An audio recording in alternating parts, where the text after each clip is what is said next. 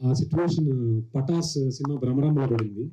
ఈ సినిమా మనం కొట్టామన్నది ఆ సినిమా బాత్రూమ్ వెళ్ళి టెన్షన్ పడుతున్నాం ఇద్దరం, గుర్తుందని.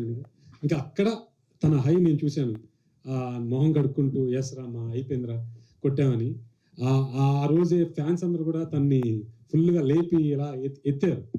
ఎత్తగానే ఆ రోజు తన హ్యాపీనెస్ కానీ ఆ హై కానీ నేను ఎక్స్పీరియన్స్ చేశాను. అనిల్, నీతో జర్నీ చేయడం కూడా నాకు చాలా చాలా హ్యాపీ.